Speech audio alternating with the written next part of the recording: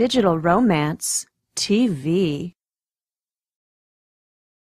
Hello, I am your host, Allana Pratt, and welcome to Digital Romance TV. Well, happy summer to you. I'm having a really good one. I have had a little vacation to Montana, and I'm going to be taking another vacation to Canada.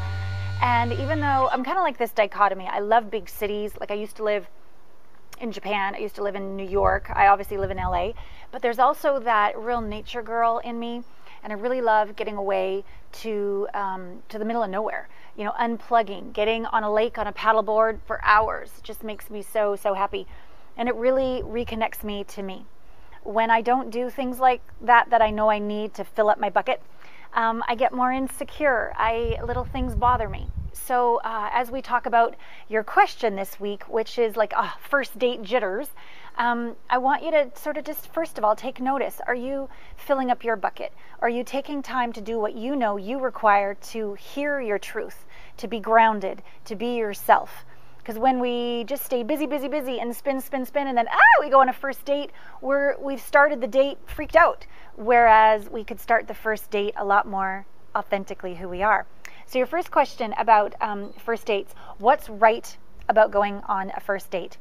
A lot of people are like, oh, it's so scary. Well, first of all, let's just be clear. You're having a first date. How many people don't even have a first date, right? So let's, all of a sudden, like you're already a winner, okay?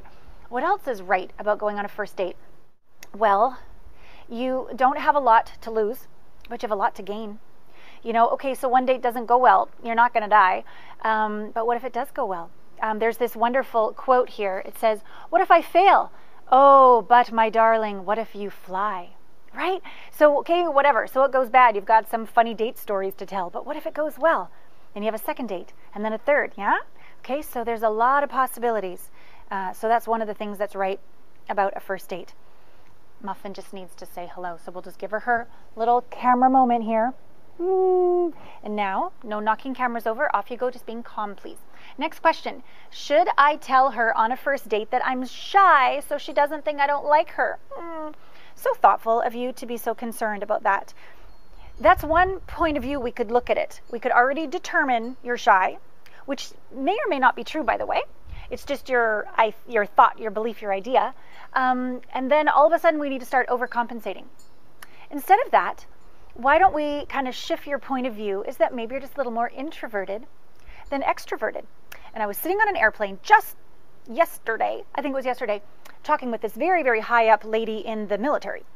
And she was telling me a story about a friend of hers that was a lawyer who was very introverted and had to do this big meeting. None of the other aggressive, extroverted lawyers were there. And she had to do it herself. And so the other opposing counsel came in and they were all big and badass and all the rest of it, and she was terrified. So she just sat there quiet most of the time and thought about what to say next, even though inside she had no clue what she was going to say. She just sat there, breathed, said a few things. Well, the opposing counsel thought, oh my goodness, she's so in control. She's got our number. And they started to get more and more nervous, and the meeting went in the favor of the quiet, introverted, got it together, inside, totally freaked out lawyer. So much so that the other opposing counsel called her office to offer her a job. She was so amazing. Okay, so I tell you that quick little story just to give you the idea that you think being shy is like a bad thing. What if you're like an amazing listener? What if what you do say is smaller in quantity but higher in quality? So can we just please throw away that whole thing that you're shy and just be you? And that's okay. And if she's a great match for you, she's going to really like that. Maybe she's like me, she's a talker. And maybe she really appreciates somebody that cares and listens and is going to think you're amazing and won't think that you don't like her just because you haven't, talked your ear off, okay? So let's just change that point of view and let's see what happens. And please contact me again and let me know if that point of view has made a difference for you. Your third question about first date jitters. What's a good conversation starter for a first date? Okay, I totally am going to be humble or vulnerable here. Some of you that follow me know that I've been going through various custody things over the past year or two. And sometimes I've been really open about it. I just haven't had many people to talk to, and I think it was a mistake at times to share as much as I have. And sometimes it came from a place of like, I just want someone to hear me, and I just want to feel seen and heard and supported. And sometimes it was from a place of, you know what, I have nothing to hide, which I don't. And I want to be an example of somebody who goes through something difficult and doesn't judge herself. However, as I've grown, I'm learning that, sometimes those more vulnerable things, not that you haven't earned the right, not like you're not a good person, but we're not like lovers. At least I think whoever's watching this isn't my no, I'm just teasing. We're not married, we're not dating, we're not like best of friends. Like, we haven't developed the trust over time for me just to go blah, and it could be too much for you, right? And I never meant it to be too much for you, just so you know. I meant to connect. But what I've learned is take time when you share something very vulnerable. So back to the question of what's a great conversation starter for a first date, probably not what I've made a mistake with in the past, which is like, so what did you do today? Well, went to my lawyers, went to court, did all this stuff, because that's really what I did today.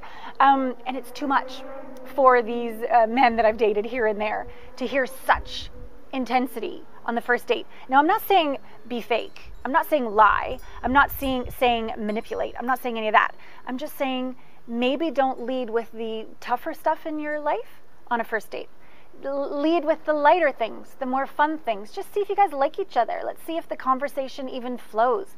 Let's see if they annoy you or if they turn you on, and leave those deeper, more vulnerable, more intimate, more challenging aspects, because everybody has those aspects of their life.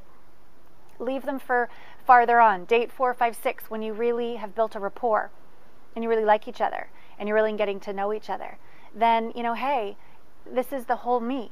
And if they can't handle the whole you, maybe they're not a great match. But to think that they can handle all of that on the first date is maybe too much, right? So I hope that made sense. And is there a rule of like what date you talk about it? No, it's a sense.